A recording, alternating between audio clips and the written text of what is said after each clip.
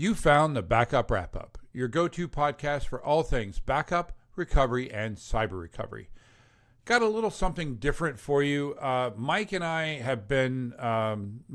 and I have been working really hard on finishing the book for you, the upcoming ransomware book, and we did. That's the good news. The bad news is we didn't have enough time to record an episode. So I reached back into the archives and found this is a recording from Mike when he came on the podcast to talk about detecting ransomware. And I'm trying something different here. Let's see how it goes. What I actually did was I tightened up the episode. We looked through and I just grabbed really the really relevant parts of this piece. So it's a tighter episode than the original recording. Should be around a half hour instead of the 45 minutes. It's something I'm going to try. I really want to know what you think about it. So whether you're watching this on YouTube or on the backupwrapup.com, I'd love to hear from you as to what you think of this tighter format, and specifically the one here where I took a longer show and tightened it up to make it a little bit more, easier to listen to. This is the Backup Wrap-Up.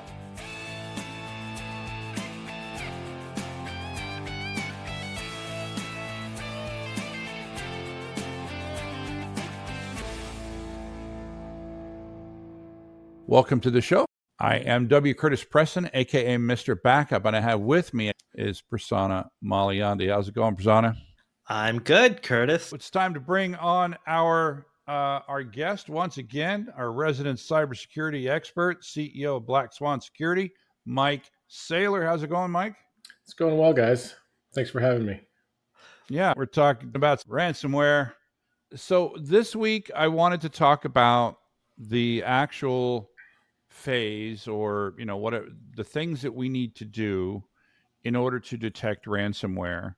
And I remember talking about this a little bit with you before, but can you, aside from like a SIMRSOR tool sort of going off and noticing something, can you think of weird things that have happened in people's environments where it ended up being, the ultimate thing was they were actually under a ransomware attack? You know what I'm saying? Like for some reason, the company dishwasher stopped working and it turned out. Do you have any weird stories like that? I do, and so there's malware. There's a category of malware called polymorphic. So it changes. Some of that change depends on what the malware has identified as its host, and so there is a strain. There are strains of malware that are specific to certain. They're targeting specific devices. We saw this with Stuxnet. We saw it with point of sale specific malware. And now there's ransomware that is looking for specific hosts. It doesn't want to trigger the ransomware on an invaluable host. Like, I don't care if that's got ransomware, just throw it out the window. And then tip its cards to what the attackers are doing. They don't want to trigger the alarms before the jewels are stolen. So there are kind of your analogy to the dishwasher's not working anymore. If it's a smart dishwasher, it could very well start to malfunction or perform poorly if malware is interrogating it to determine if it's its target. There's even malware, the ransomware that cleans up after itself. So maybe it gets to the dishwasher and decides, well, this is a dishwasher, and it moves on. Well, as it moves on, it deletes it cleans up after itself. So when you go look at the dishwasher, you're like, I don't know what caused that. But yeah, it seems to be working fine now. More often than not, it's user feedback about complaining about their computer running slowly, or I can't watch Netflix at lunch anymore. No Dexter at lunch.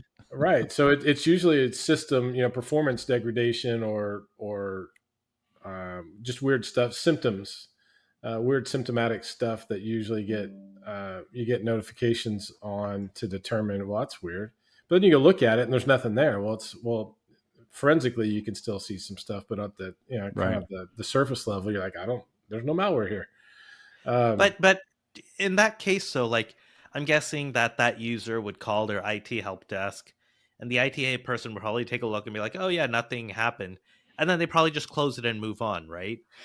Very like does how often does it really get escalated? Be like, "Hey, that seems weird. Let's figure out like is there a security issue or something else?" The frequency or I guess the likelihood that gets escalated is almost directly related to whether or not they've had to deal with it in the past. So if you've had ransomware, you're a little more diligent and suspicious of weird stuff happening. Like, all right, well, we don't want to go through that again. I'm gonna take every call about weird stuff happening as if it might be ransomware or some other malware, versus an environment where maybe they haven't had to put a fire out or go through that. They're a little more skeptical about that's just user error, or it's Tuesday. Do anybody does anybody ever report actually seeing like someone taking over their desktop? Like they happen to see mouses moving around or windows opening and closing. Do they see that? We have worked a few. There's other cases, and this is actually in a corporate environment we don't see it as often, but small businesses and individuals often get scammed into the whole, you've got a virus, call this phone number, we then remote access into your machine, and then their access persists or something else happened to drive that weird behavior. The other problem is managed service providers. So you've got this one company that supports the technology to some degree, whether it's everything, servers and workstations and help desk is all outsourced, or it's something specific like a core processing server that does your financials if you're a credit union. So you have this one to many relationship. You've got this one company that supports many clients, and just human nature, we want to make sure that that's as easy as possible. So what we found were what we call coincidental passwords. So this one vendor uses the same credentials to log into all of their clients. And so what we've seen recently is, there's this remote control stuff going on because that vendor was compromised and they didn't know it. But now bad guys have access to the environments of all the clients they support. So what we've been talking about so far is sort of users noticing something odd happening, calling in, right, getting in troubleshooting. But I'm guessing, though, that users aren't always the best people to recognize when things go wrong, and they're probably not always at their desk when the bad actor is doing something. So what happens for all those other scenarios? So there's other things that we do in a corporate environment that we hopefully would notice weird things. Our backups, our network bandwidth, and there's tons of places that you can set up alerts and triggers, firewall, weird IP addresses, different protocols, unexpected data going out, different ports. There's a lot of things we could look at, and it's a pretty lengthy list, but humanly possible. Like, is there one person that's going to go down this whole checklist every day, several times a day? That's not feasible. And so you've really got to roll that up into a tool that can automate it and just give you a dashboard view of things.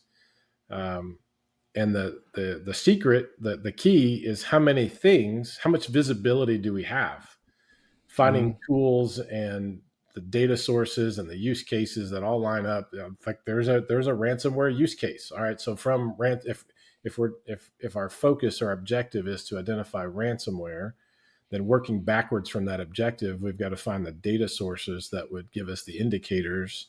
Then we've got to have the technology that can consume or connect and consume that data source.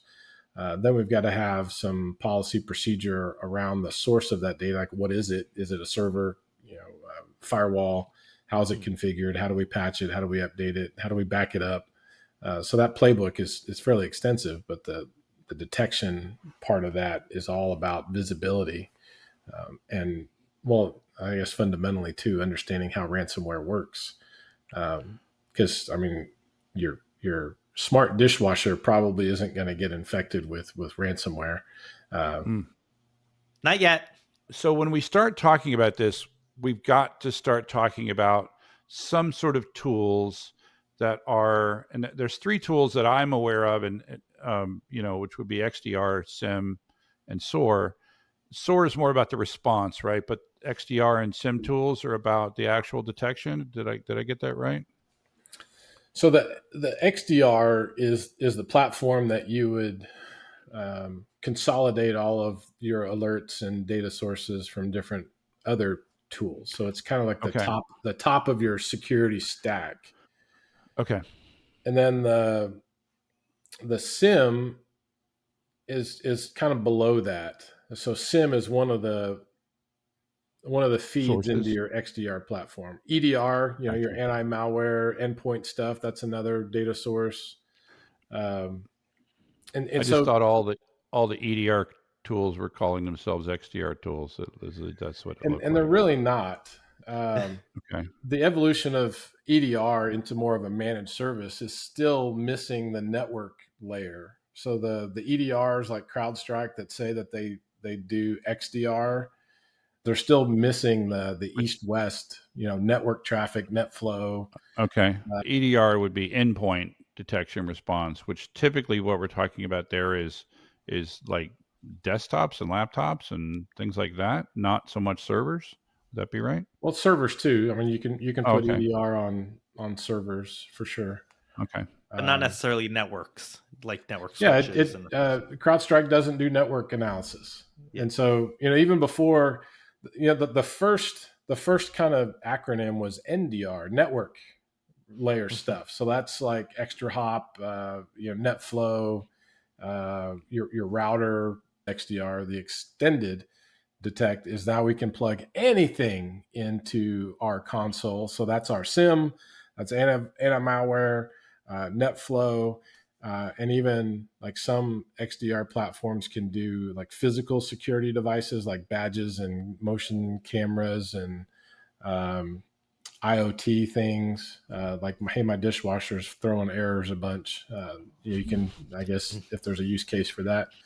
The idea with XDR, and even broader than that, is an open XDR platform that just about anything you can imagine can be fed into this thing to correlate events and if it's capable, develop behavioral baselines and some other cool stuff. So then, where does SOAR fit into that? All of that. So SOAR is also not a new term. So SOAR is security orchestration and automated response.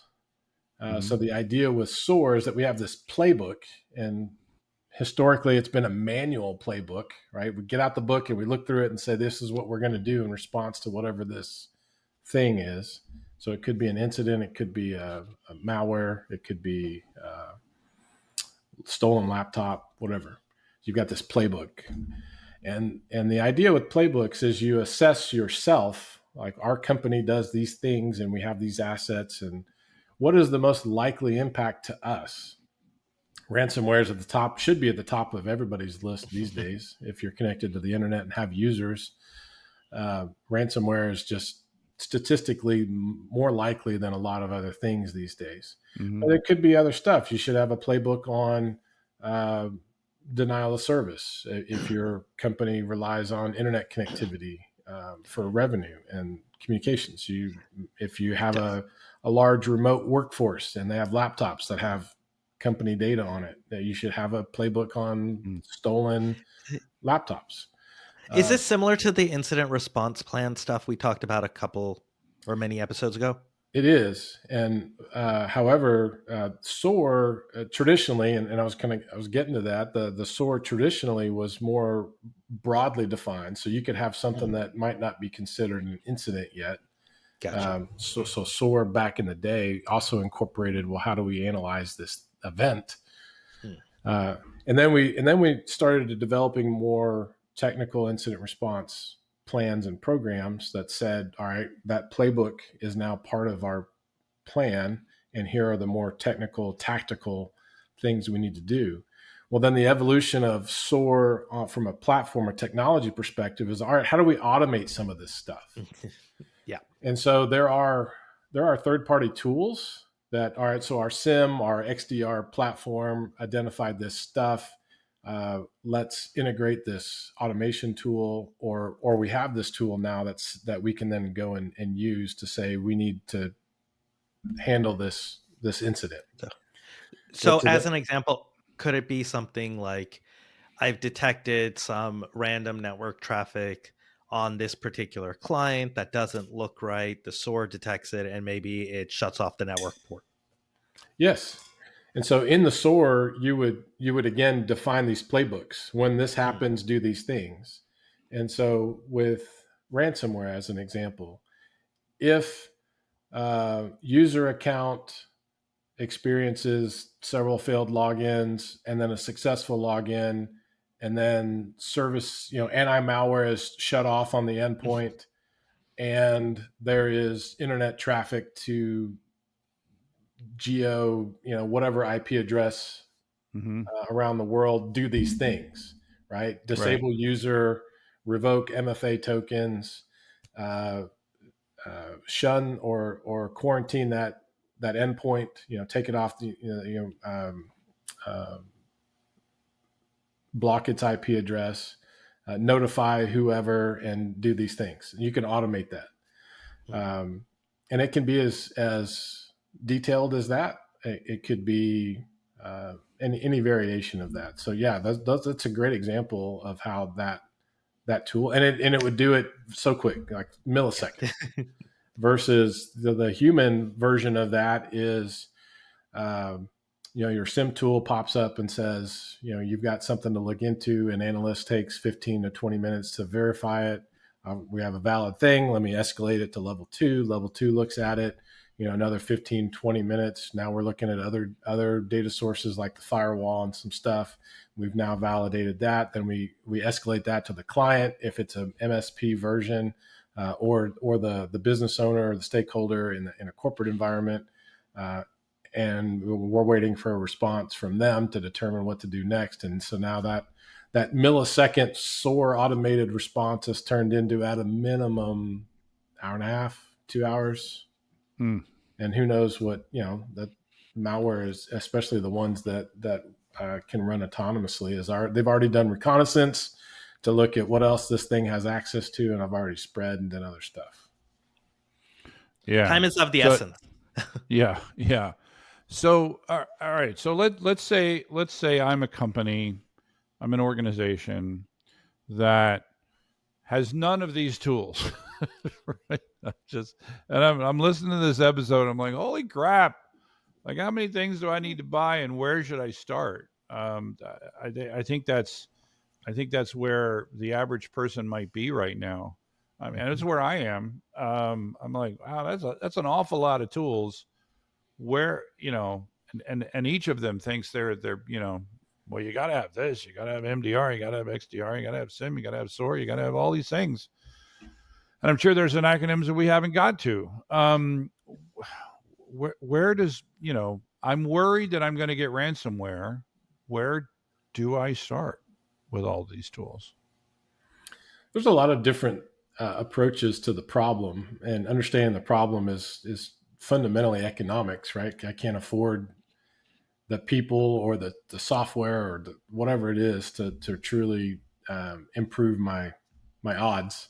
And that's really what it is. I mean, you can invest everything you have in protecting yourself, and you're still a statistic at some point, because bad guys are going to figure out how to get to you. But remember that ransomware is malware, and all malware requires user interaction in order to infect your thing. So your computer, if it's not connected to the internet and you're not looking at email and going to websites, you're good, right? Or you're 99% there. You also have to disable all your USB ports and Bluetooth and all that other stuff too, which means you really can't use your computer for anything. So then, but if you start there, all right, if my computer's not connected to anything, what can I do? Well, I can't do much. Well, I need to do this thing. Well, what do I need to do that thing? Well, I need internet to get to this website so I can log in to do my work. Okay, well then can we exclude the majority of other things that you don't need to do? Yeah, all right, so we can write policy about that. That's okay. Well, what else do you need? Oh, I need email. I need email to be able to send and receive files and talk to people. Okay.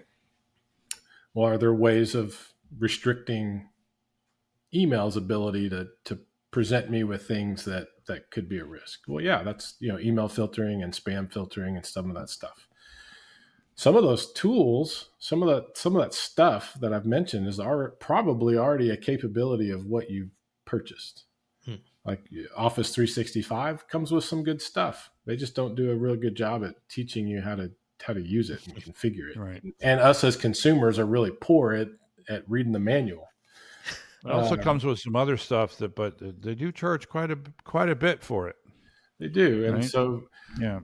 But going back to how many tools do I need to buy? That's another decision. Do I buy more licensing and capabilities from this one tool, or do I look at what other things can I bolt on and add to this? Maybe it's more cost effective, but now you've got overhead in having to spend more time doing these other tools. Right. Well, then, all right.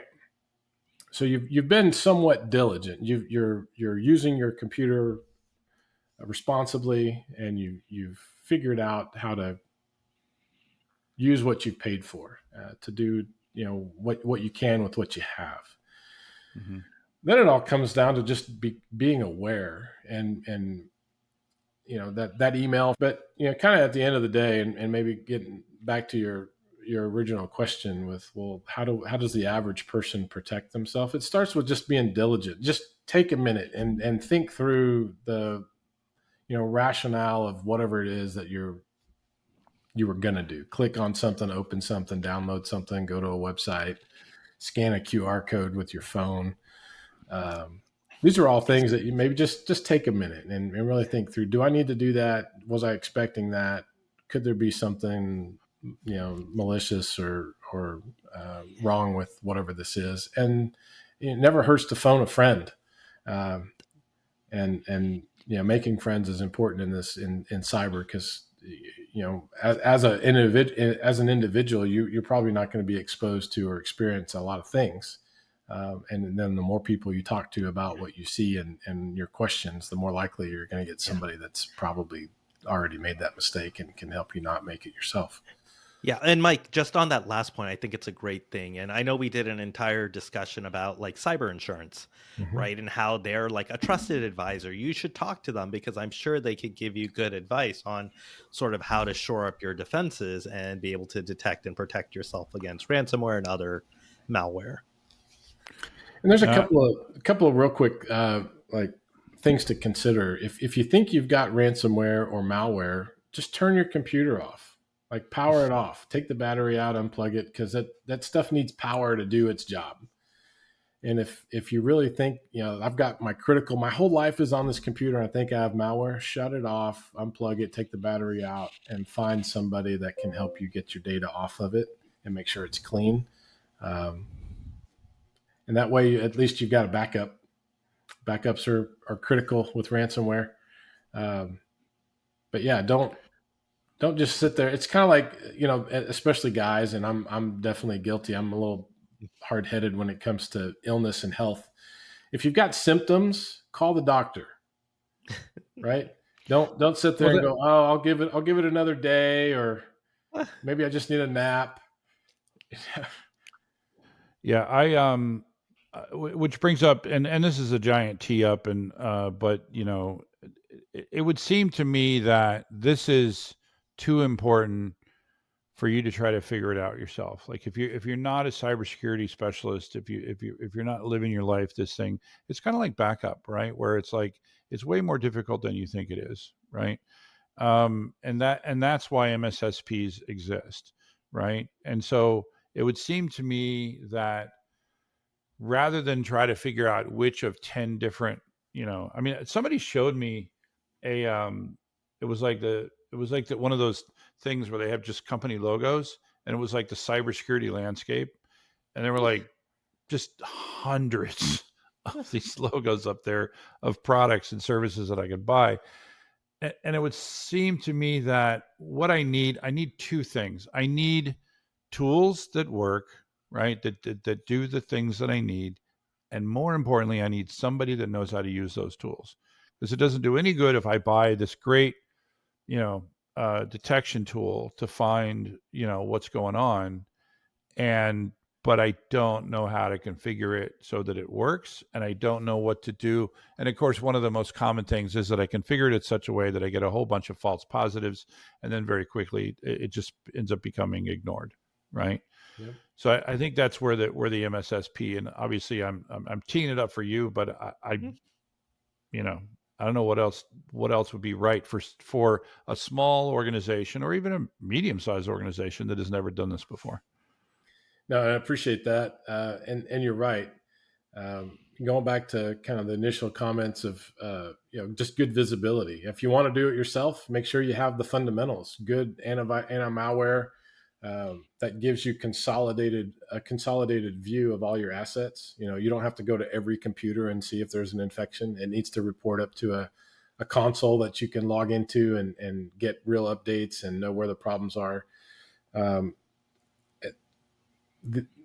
The other gap, I mean, you mentioned needing someone that knows the technology and an expert, but to expand on that, it needs to be someone that's available 24 hours a day, because bad guys aren't going to go, oh, they're probably still at work working on the computer, now's a good time to attack them. No, it's when you're asleep and you're in the middle of the night. Thursday morning or Thursday after midnight is when they're going to hit you, and because they also know that you're not going to want to be at work over the weekend, so they, for whatever reason, all right, they're not going to make it easy for you, and in a lot of cases that's also because they're overseas in a different time zone anyway. So the fundamentals are good endpoint protection, the good visibility across your environment, good firewall, cloud, Office 365, Google, AWS, whatever you got, whatever's being used. And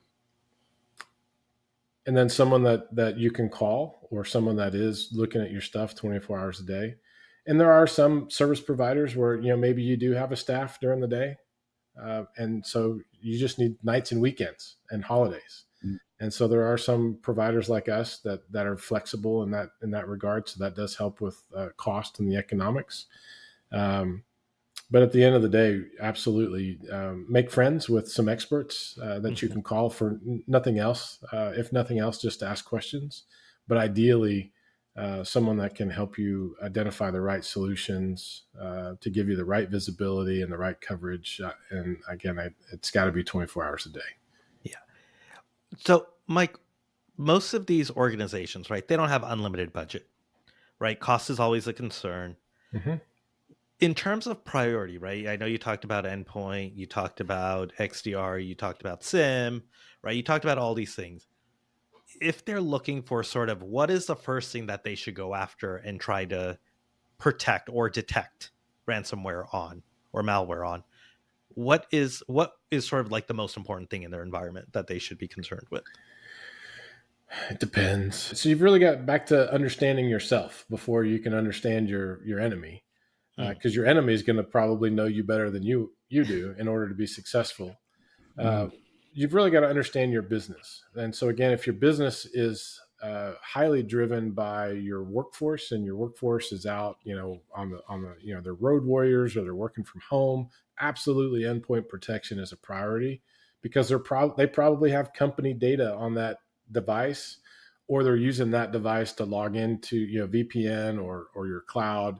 And so if that device is compromised, then your production network, your production environment may be compromised also. But what if you're a data center and you don't have all your endpoints are servers, right? And then but then they're also co-managed. They're not yours. You own the hardware, but you don't own the virtual machines or what have you. So now your focus is your perimeter and your connectivity. So I think those are two extreme, one end of the other. But truly understand your environment first, and where your your critical assets are and your data and your use cases, and what's most likely impacting your business. And then from that, derive your priorities. And there are some organizations that fit smack dab in the middle, and you just have to have good hygiene across all of it. There's a lot of organizations that aren't real familiar or real accurate with all the things they need to protect anyway. Similar to backups. I can run backup, but I can only back up what I know about. And ideally, even more so to the next level, how do I prioritize those backups? Security is the same. I can only secure what I know. And if there's stuff on the network and there's stuff in the cloud and there's people working from home that I don't know, then I can't protect that. And if I am going to protect it, how do I protect it? That visibility part, how do I get the data from those things, those tools, to know if there's a problem and how to respond to it? Is it automated? Is it a person? And then all of that is going to kind of bubble up to what are my options and what does it cost and what do I need? Is that something I can do on my own? Is that opportunity to bring in a managed service provider? And I think real quick on the cost, I think there's a big misconception that I'm a small company, I can't afford cybersecurity. That is a huge misconception. There are a number of providers out there like us that are flexible and scalable. And I mean, our smallest, we have clients that just have 2 employees and they work out of their garage, but they've determined from an analysis of themselves that they have a huge cyber risk and they need that protection.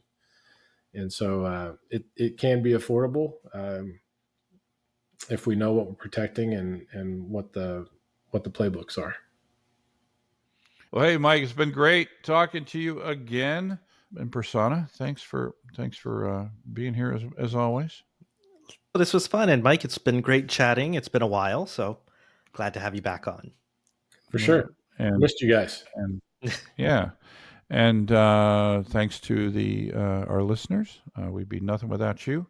That is a wrap. The Backup Wrap-Up is written, recorded, and produced by me, W. Curtis Preston. If you need backup or DR consulting, content generation, or expert witness work, check out backupcentral.com. You can also find links for my O'Reilly books on the same website. Remember, this is an independent podcast, and any opinions that you hear are those of the speaker and not necessarily an employer. Thanks for listening.